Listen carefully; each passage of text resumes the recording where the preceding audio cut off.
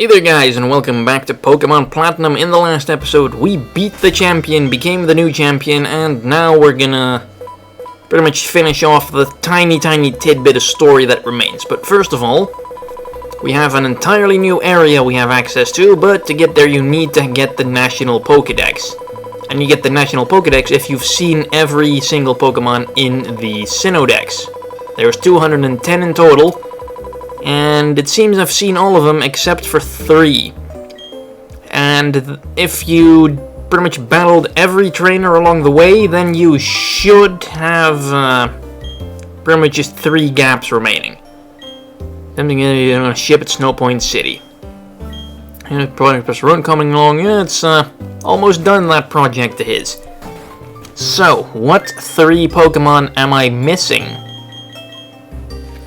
Let's see, well, actually, no, I don't need to fly because one of them is pretty much right next door. Just hop on my bike and start rolling all the way over here to where we began the game. And where we've been once before, I think, Lake Verity. And then we'll surf, hop on the lake, and of course we're gonna run into a shit ton of wild Pokemon on our way over there. Oh, a Golduck. Level 28, that's kinda weak though. I mean, come on, my Pokemon are champions now, they are totally unworthy. Or that Golduck is totally unworthy of battling them. Alright, here we go. Go in the cave. And inside we will find Mesprit. Alright, hey there, Mesprit. Kyon. And he just pretty much leaves. What the hell? Hey there, Professor. It was Mesprit, wasn't it? You've accomplished my city, yada yada yada. Provide any answers, I don't know what's going on, don't. Lots of dialogue. Chase after Mesprit. Basically what's gonna happen now is Mesprit will start wandering the entire world and you can find him if you're lucky and then catch him.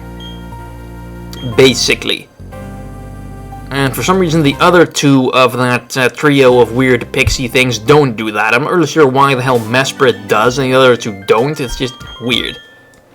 Anyway, pretty much gives away the identity of the other 2 Pokemon we're still missing, Uxie and Azelf. So basically, if you wanna head to the post-game area, you have to go and catch those guys. Well, not really catch, you just have to battle those guys. Doesn't matter if you catch them or defeat them, as long as you get them in your Pokédex, that's what really matters. And I don't particularly care for catching them. I mean, I might chuck some balls at him if I feel like it, but I'm not gonna sit there for half an hour and chuck Ultra Ball after Ultra Ball after Ultra Ball at him just in an attempt to catch him. Pretty much because I have plenty of those already on my, I think I have like 3 Uxies somewhere and a couple of Mesprits. Probably I should check out my Pokemon Ranch on my Wii. I haven't checked that out in ages. Who knows what kind of treasures are waiting for me in there. Anyway, here's Azelf, the offensive one of the 3. Uxie and Mesprit, they're kinda shitty, but Azelf is pretty damn good. It's got really good speed. Both its physical attack and special attack are really good. It gets Nasty Plot, so it can boost that special attack even higher. It's kinda fallen off recently, but when this generation was the newest one, it was really damn good. It's still pretty damn good in X and Y, it's just not as good as it used to be. Anyway, go Dusk Ball. A ball that's more effective if you're in a cave or if it's nighttime. And apparently it's no damn effective at all. And he goes for Future Sight, so I don't really have anything to worry about just yet. Alright, we'll try tossing another ball. I mean, if he decides to stay in it, that would be nice, but I'm not gonna sit here for 15 minutes. Yeah, he's definitely trying my patience here, Azelf. Nasty Plot, see, told you he had that. He's gonna hit like a bloody tank now. So, be careful. I'll just go for Confuse Ray. Maybe he can get a hit in on... He hits himself, he lowers his HP just enough to not knock him out. And then I can maybe catch him. Or he knocks himself out. Oh well, no biggie. I mean, if I was able to catch him, sure, that would have been nice, but I believe that in, I don't know if they started doing that in this game, but I think that in this game at least the legendaries will respawn if you defeat them. I know Giratina does at least, I don't know if all the other ones do. I just assume so, because it said it retreated deep into the cave, so maybe it'll come back out later. I think it takes like a week for them to respawn or something. And then lastly, Uxie, all the way to Snow Point City. And there's the boat we need to take after we've seen Uxie. So, dredging through the snow one final bloody time.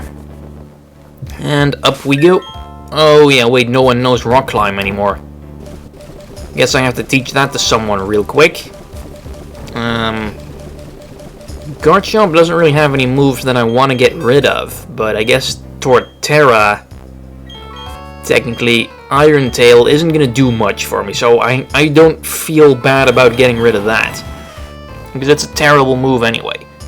I suppose it did kinda gain some more use in X and Y now that fairy types are weak to it, but it's still not a very good move. You're probably better off using Iron Head or something. Or Bullet Punch, or Gyro Ball, or Heavy Slam, or whatever. Anyway, in we go. Of course, we have another bloody lake to cross, or I'll probably get bothered by some sort of Magikarp or Golduck or whatever. Yep, called it. What's it gonna be though? Psyduck. It's not even shiny. Come on, Psyduck. Actually, I can't even recall what a shiny Psyduck looks like. What color they are. I want to say they're purple.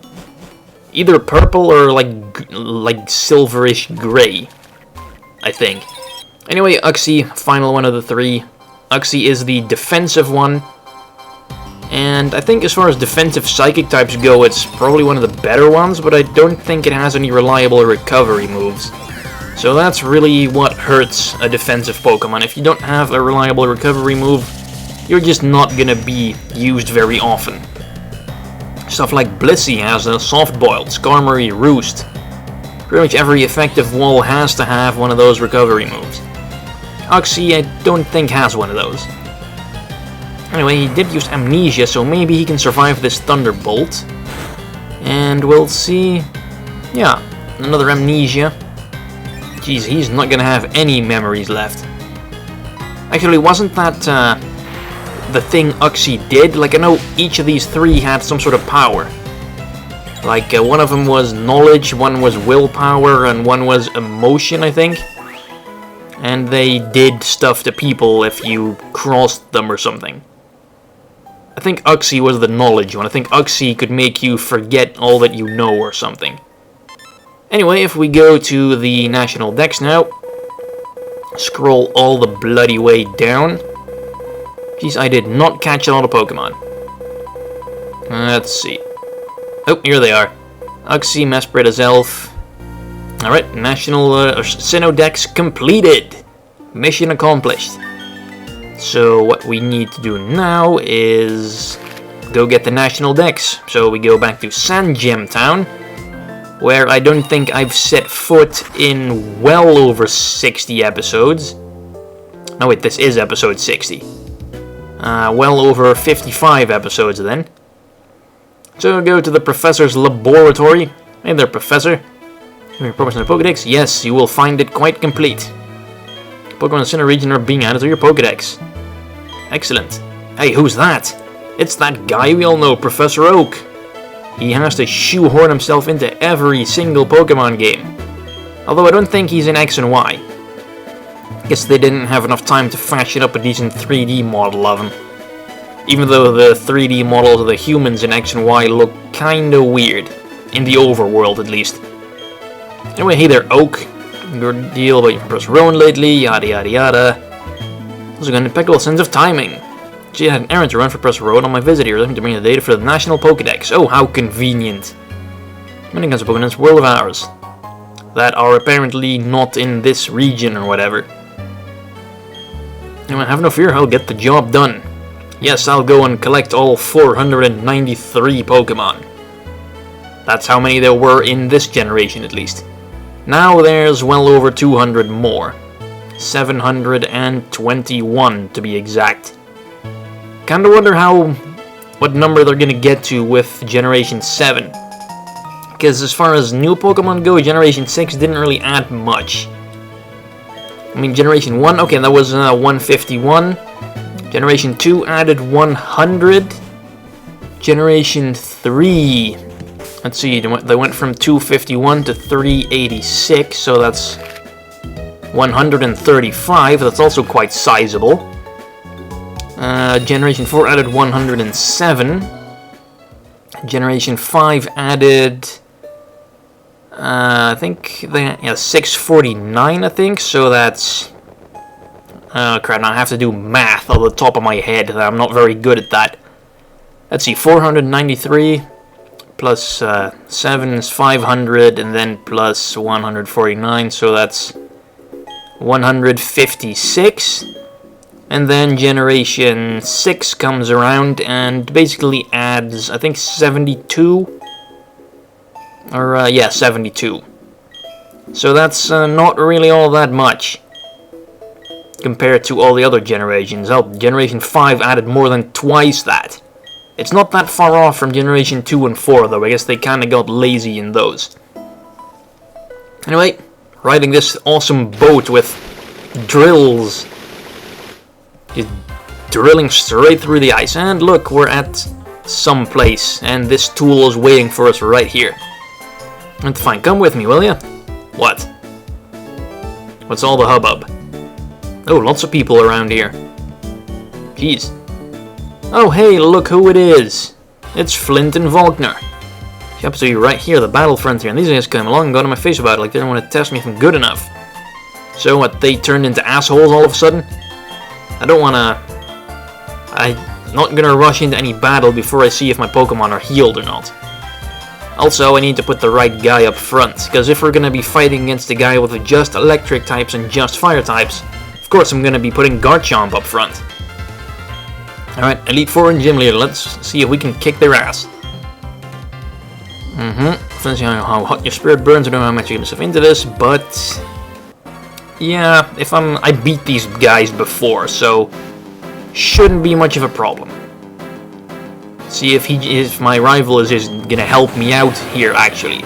If he's not gonna pull that crap with, like what he did with his Munchlax earlier. Well, at least his Staraptor complements Garchomp well. At least he didn't send out his Infernape or something that's gonna die to an Earthquake instantly. Anyway, Houndoom and Luxray. Probably not gonna take that Earthquake very well. So, at least the Luxray didn't have Intimidate, so that's a good thing. Come on, knock it out. Nice, Houndoom is out. Is Luxray out as well, though? Doesn't affect Staraptor, yes, we know that. And then Luxray. It might... nope, also going down. I thought it might survive that because Luxray is a little bit bulkier than Houndoom is. But it did go down as well. And they can't use their full teams because they're both using 3 Pokemon each. Whereas Volkner had 4 and Flint had 5, so they're leaving some of them on the bench. Sending out Jolteon and Magmortar. Alright, no problem. Charge Beam, that Staraptor is gonna get the crap kicked out of him, probably. Not that I care, it's not my Pokemon. Ooh, damn. Not even a critical hit. Charge Beam is not a very strong move, it's like 50 power or something. It's quite bad, Staraptor. Anyway, this is totally going to destroy the Jolteon. I'm not entirely sure about the Magmortar, though. Because I do believe that in double battles, the power of moves that hit both opponents is at least decreased by something. It's not the full amount of power, I think. Anyway... excellent, Garchomp. You are kicking ass here. Okay, and then... Volkner's obviously going to bring out his Electivire. Yes, totally expected, because it is his most powerful Pokemon after all. And then Flareon. Okay, so no Raichu for Volkner and no Infernape and Rapidash for Flint. Quick attack, and down goes Staraptor. Totally did not see that coming. Anyway, let's see if this takes both of them out. Geez, that Staraptor didn't do a damn thing the entire battle. Because both the times he tried to attack, I beat him to the punch and knocked out both opponents instantly. So once again the rival proves he sucks and absolutely does not help with anything. Yeah, I don't think Flareon's gonna be surviving this either. Way to go, Garchomp. Took out 6 Pokemon in 3 turns all by himself. And level 57. I think that makes him the highest level Pokemon on my team now. Anyway, down they go. Stop being bullies and let people into the battle frontier already. And now he's all quiet. Hey, don't burn out, no, he's just getting in the way. Oh, and now they kinda swap roles here. Flint's the one who's all depressed, and Volkner's the one who's all cheery and happy. Oh, jeez. What's this all about? What the? Daddy. Oh, crap. That's his father? Yes, that's the rival's father, and he's one of the big shots at the battle frontier. I'm not going to be showing off the battle frontier because, well, I'm not obligated to show off everything. And battle frontier would take up a shit ton of time, and it's really not all that interesting. It's basically just battles. I want to be cool like my dad. What am I going to do? Should I make the challenge now, or should I train some more? I can't decide. I'm going to get tougher by a lot. Yeah, you need to get tougher. What the hell is this? Beating an Elite 4 like that. I'm the champion, buddy. Between the survival area, Stark Mountain. Sure, we'll come up there. That's where we need to go anyway for the final bit of story. Anyway, thanks for watching. See you guys later.